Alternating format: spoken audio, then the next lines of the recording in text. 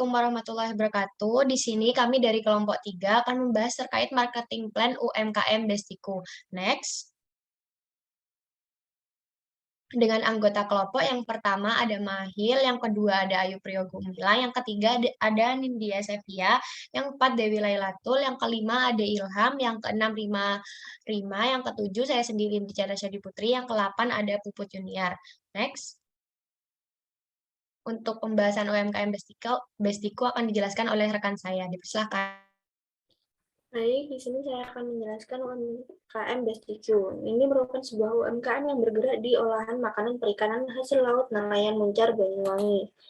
Nah, di sini kita akan ke sejarahnya dulu. Ini Bestiq berdiri pada tanggal 25 Maret di tahun 2022. Didirikan oleh Lana, Dona, Ibu Nini, dan juga Ibu Mami. Mereka bertemu di Balai Pelatihan Vokasi dan Produktivitas Banyuwangi. Lalu untuk lokasinya sendiri ini ada di Dusun Palurejo, RT 2 RW 8, Tembok Rejo, Muncar, Banyuwangi. Untuk jenis produknya sendiri yang telah diperjualkan ini ada 4, yaitu ada abon ikan sarden pedas, abon ikan sarden manis, kerupuk cumi, dan juga kerupuk kerang. Lalu untuk struktur organisasinya ini didasarkan pada tugasnya. Untuk Kelana sendiri bertugas untuk berpromosi, sales, admin online, manage global, legal perizinan, dan juga laporan keuangan. Nah, untuk Dona sendiri bertugas untuk quality checking untuk produk yang akan di-launching, lalu ada purchasing, packing, dan juga shipping. Lalu untuk Ibu Mami dan Ibu Nini ini bagian tim produksi. Lalu kita ke marketing mix 4P. Nah, kita ke produk sendiri. Terdapat 4 jenis produk yang sudah saya sebutkan tadi. Nah, untuk mereka ini sebelum launching produknya, mereka telah melakukan tester kepada orang-orang terdekat mereka. Lalu mereka untuk pengemasan sendiri juga dilakukan oleh tim Bestiq sendiri. Lalu untuk price-nya di sini abon ikan sarden dibanderol dengan harga 25.000 sampai dengan 35.000. Untuk kerupuk mulai dari 20.000 hingga 25.000 dan snack mulai dari 20.000 sampai dengan 25.000. Ini didasarkan pada melihat harga dari kompetitor dan juga presentasi laba yang mereka inginkan.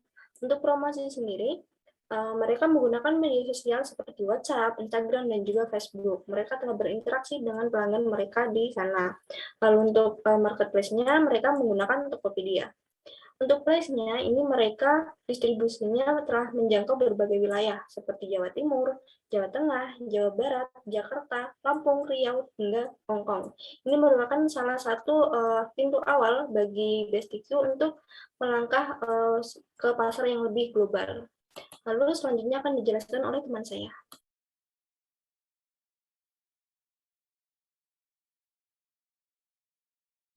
Baik, di sini saya akan menjelaskan terkait analisis setting targeting positioning pada pasar konsumen dan pasar bisnis. Next. Yang pertama yaitu pasar konsumen, yaitu ada model perilaku konsumen. Nah, model perilaku konsumen bergantung pada perilaku yang dimiliki konsumen, yakni dengan produk ikan yang memiliki banyak gizi sehingga membantu pertumbuhan anak sehingga menjadi peluang oleh UMKM Bestiku. Yang kedua ada perilaku keputusan membeli. Yang pertama ada perilaku membeli kompleks. Konsumen memiliki keterlibatan sehingga UMKM Bestiku dapat mengatur strategi yang pas dalam meyakinkan konsumen. Lalu yang kedua ada perilaku membeli yang mengurangi disonansi. Konsumen memperhatikan terkait harga dan kualitas dengan harga yang dimiliki oleh Bestiku menjadi nilai plus dalam kualitas produk yang tinggi karena mengandung banyak gizi.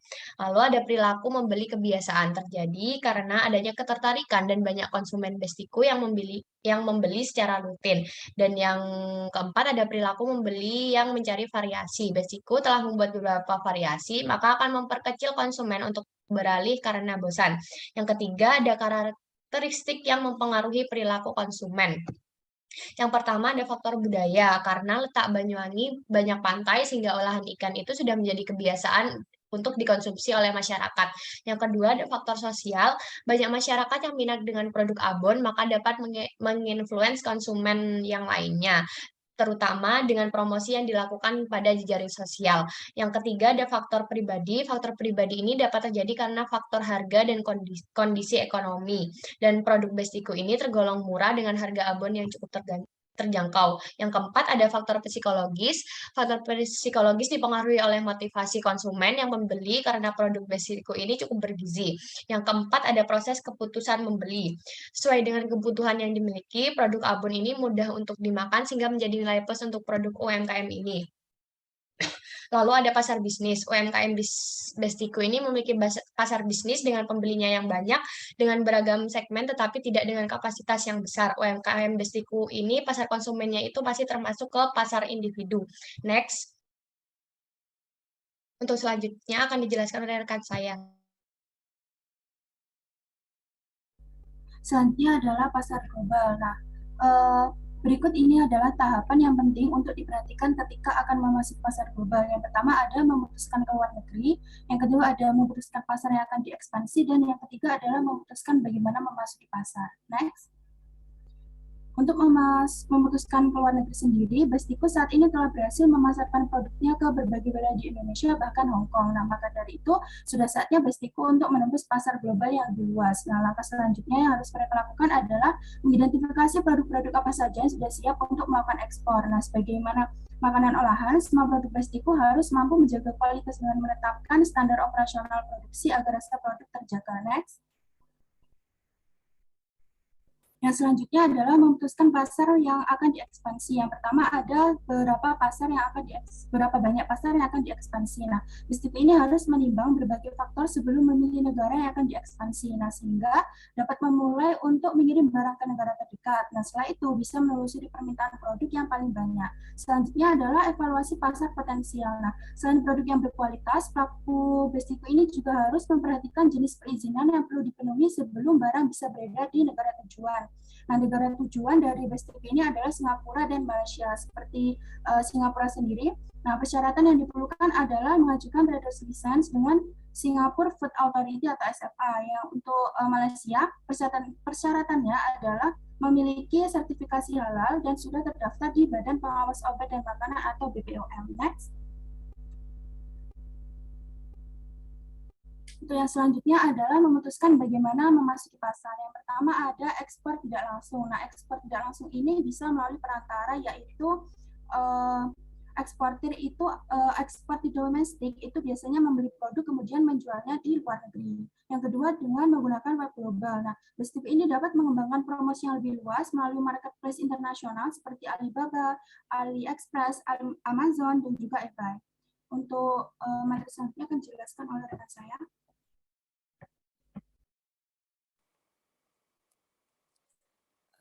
Baik, selanjutnya ada adaptasi pemasaran. Yang pertama, strategi produk global. Yang pertama ada accessibility, yang dimana rasa olahan produk Bestiku ini kan sudah bisa diterima di lidah para konsumen gitu. Nah, jadi produk yang diproduksi itu juga dipastikan sudah berkualitas. Nah, sehingga Bestiku ini memberi inovasi rasa ikan ke produksi untuk menghasilkan rasa yang sesuai dengan selera masyarakat. Yang selanjutnya ada availability, yang dimana walaupun produk Bestiku ini baru launching, akan tetapi produk ini bisa dibeli langsung di online maupun offline store.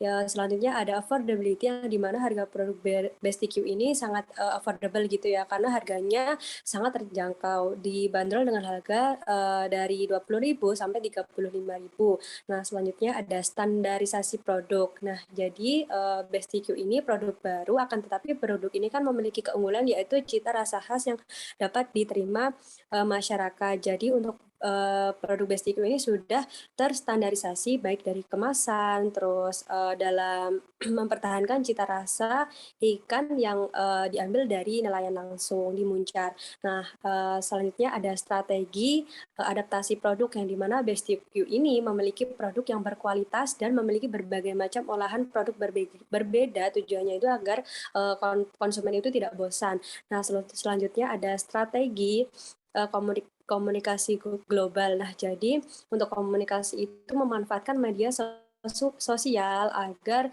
jangkauan penjualannya itu semakin luas. Nah, selanjutnya ada strategi distribusi global, yang dimana Bestiku ini harga global, yang dimana produk Bestiku ini dijual dari mulai 20 sampai 35.000 itu di Indonesia, ketika di Malaysia contohnya itu dijual dari harga 17 ringgit sampai 27 ringgit. Nah, karena di sini BSTQ ini menyesuaikan pajak negara dan bea cukai. Nah, selanjutnya ada strategi distribusi global yang di mana produk BSTQ ini mengekspor produk ke beberapa toko swalayan di luar negeri gitu. Nah, jadi konsumen itu dapat membelinya di toko-toko swalayan. Nah, selanjutnya ada pengaruh negara asal. Jadi produk BSTQ ini jadi produk BSTQ ini berkualitas gitu ya, sehingga konsumen itu merasa puas. Nah, hal itu kan menjadi benefit bagi produk BSTQ sendiri, walaupun banyak produk pesaing, akan tetapi produk ini tuh banyak diminati gitu. Nah, jadi produk BSTQ ini kan termasuk makanan yang cepat saji gitu ya, jadi gampang untuk dikonsumsi oleh konsumen. Nah, untuk mempertahankan ciri khas rasa dan memperkuat citra negara Indonesia, BSTQ ini berinovasi dalam mempertahankan kualitas, mulai dari aspek rasa, gizi, higienis, dan keamanan bagi konsumen.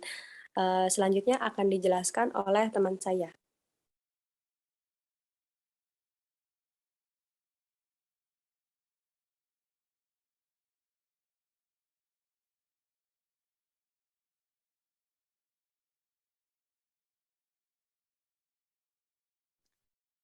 Oke, yang selanjutnya terkait dengan penciptaan nilai, kepuasan, dan loyalitas pelanggan.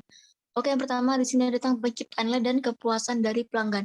Yang pertama di sini dari segi terkait dengan persepsi pelanggan. Dari segi persepsi pelanggan, BSTQ melakukan yang namanya testimoni atau tester sebelum mereka melakukan yang namanya launching produk. Sehingga secara tidak langsung BSTQ sudah memberikan kesan positif di benak konsumen. Sehingga lebih mudah untuk gimana produk BSTQ ini lebih dikenal dan juga mendapatkan respon yang sangat positif daripada konsumennya. Lalu yang kedua ada atribut dan manfaat. Dalam hal ini untuk produk BSTQ sendiri tersedia dari berbagai inovasi produk di mana tersedia dari berbagai rasa dan juga berbagai varian. Nah, dan juga di sini produk BSTQ karena dibuat dari makanan laut, maka di sini kaya akan yang namanya manfaat dan protein serta nutrisi bagi tubuh. Sehingga hal tersebut juga menjadi salah satu hal yang diminati oleh konsumen atau menjadi manfaat tersendiri bagi konsumen. Lalu yang ketiga di sini ada dari segi kinerja pelayanan. Nah, untuk pembagian tugas dalam manajemen jalannya usaha di BSTQ ini membuat sistem kerja di mana di masing-masing tugas dari pemilik usaha ini memiliki tugas masing-masing, terutama di bagian untuk admin dan sebagainya. Hal tersebut menjadi lebih memudahkan untuk para usaha BSTQ ini untuk melakukan tugasnya masing-masing. Dan tersebut juga lebih membuat ketika kita memberikan pelayanan kepada pelanggan lebih mudah atau lebih efisien dan fleksibel. Lalu yang terakhir ada kualitas produk. Nah, di sini BSTQ memberikan kualitas produk yang sangat-sangat maksimal, di mana di sini proses produksi dari bahan baku didapat langsung dari nelayan. Artinya, bahan-bahan yang digunakan oleh BSTQ ini sangatlah segar dan fresh, langsung didapat dari para nelayan. Dan juga di mana BSTQ ini melakukan produksi setiap hari. Artinya kualitas produk akan lebih fresh dan lebih terjaga hingga sampai ke tangan konsumen. Oke, berikutnya untuk loyalitas pelanggan akan dijelaskan oleh rekan saya. Oke, next. Baik, di sini saya akan jelaskan tentang loyalitas pelanggan. Di sini cara BSTQ meningkatkan loyalitas pelanggan yaitu dengan memberikan tester. Hal ini bertujuan mendapatkan sampel rasa yang cocok dengan lidah masyarakat sekitar. Dengan cara ini, BSTQ juga menggunakan pelanggan sebagai mitra mereka dan juga mendapatkan rasa percaya pelanggan untuk melakukan hubungan dalam jangka panjang. Yang selanjutnya interaktif dengan pelanggan. BSTQ tidak melakukan promosi secara offline saja, namun juga secara online. Dengan menggunakan media sosial, BSTQ juga menghargai pembeli dengan mengupload kiriman produk di berbagai wilayah serta melakukan komunikasi pasca pembelian untuk mengetahui feedback yang didapatkan dari konsumen. Ketika feedback yang didapatkan itu bagus, BSTQ juga mengupload feedback tersebut untuk digunakan sebagai media promosi di media sosial dan juga sebagai ucapan terima kasih kepada pelanggan setiap BSTQ. Selanjutnya personalisasi pemasaran. Dalam personalisasi pemasaran, BSTQ mengumpulkan data individu yang menjadi pasar mereka dengan memanfaatkan teknologi seperti internet dengan lebih mudah mendapatkan informasi mengenai pelanggan. Karena pada dasarnya internet sifatnya lebih interaktif atau lebih bebas.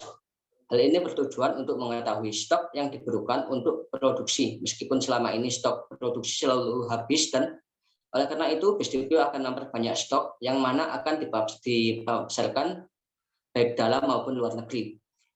Dan yang terakhir yaitu menangkap kembali pelanggan. BESTIQ memiliki data tiap pelanggan. Ketika pelanggan sudah lama tidak melakukan kontak, BESTIQ tetap berusaha untuk melakukan komunikasi dengan konsumen untuk memasarkan kembali terhadap pelanggan untuk mempertahankan hubungan dalam jangka yang waktu panjang, seperti itu. Next. Selanjutnya akan dijelaskan rekan kami.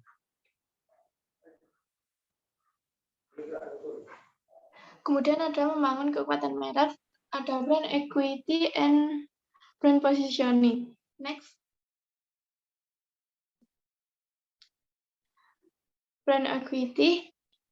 Yang pertama membangun identitas brand, yaitu diberi nama atau merek BESTIQ yang menghasilkan berbagai macam makanan. Kemudian yang kedua, mengkomunikasikan apa saja nilai-nilai yang terkandung dalam produk. Yaitu yang pertama, bahan-bahan produk BESTIQ ini diproduksi langsung dari pelayan. Kemudian yang kedua, produk BESTIQ ini dapat dikonsumsi semua kalangan. Kemudian yang ketiga, mengubah bagaimana pelanggan mempersepsikan brand.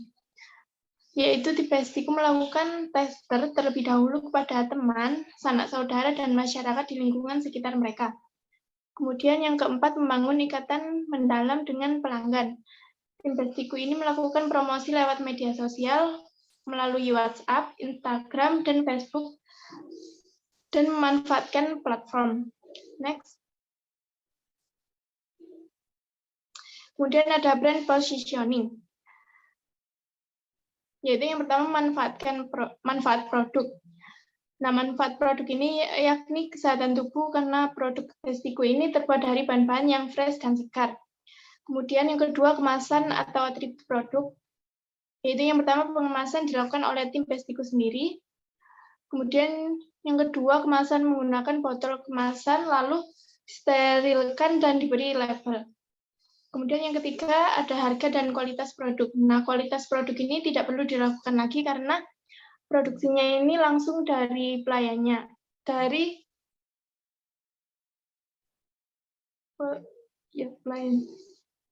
Kemudian harga produk BESTIQ ini tiap jenis produknya. Yang pertama ada abon ikan sarden dengan harga produk nilai 25.000 sampai 35.000. Kemudian ada kerupuk dengan harga 20.000 sampai 25.000. Kemudian ada snack dengan harga 20.000 sampai 25.000. Kemudian yang keempat, menurut pemakai. Nah, produk BESTIQ ini tidak hanya disukai oleh kalangan remaja ataupun orang tua. Nah, misalnya saja saat penjualan berlangsung, tidak terduga abon ikan sarden manis gurih ini disukai oleh anak-anak balita. Next. Kemudian yang kelima, menurut pesaing. Nah, BESTIQ ini sering mengalami kehabisan produk sehingga pesaing yang menjual produk semacamnya ini memiliki peluang.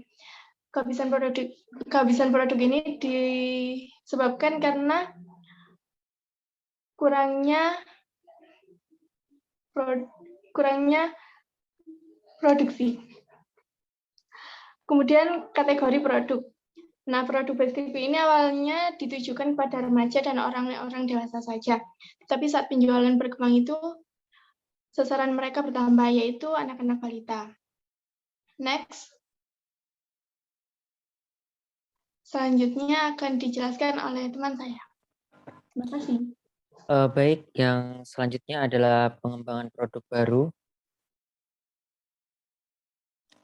Di mana sebenarnya dalam waktu dekat ini UMKM BESTIQ ini juga akan mengeluarkan produk terbarunya, yaitu berupa stik ladrang, basreng, flek, dan kerupuk tulang ikan. Nah, melihat begitu melimpah dan banyaknya jenis hasil laut dari nelayan Muncar Banyuwangi, seperti ikan layur, ikan kerapu, ikan tongkol, ikan lemuru, hingga cumi-cumi, maka UMKM ini dapat melakukan pengembangan produk barunya. Yang pertama yaitu program perluasan lini masa.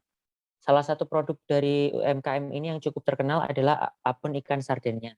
Nah, hanya saja abon ikan sarden ini hanya memiliki 2 varian rasa dan hanya memiliki satu ukuran berat yaitu 100 gram. Jadi untuk menyesuaikan kebutuhan pelanggan dengan UMKM ini dapat menyediakan produk yang sama, tetapi dengan ukuran berat yang berbeda, misalnya ukuran yang lebih kecil 50 gram ataupun ukuran yang lebih besar misalnya 250 gram.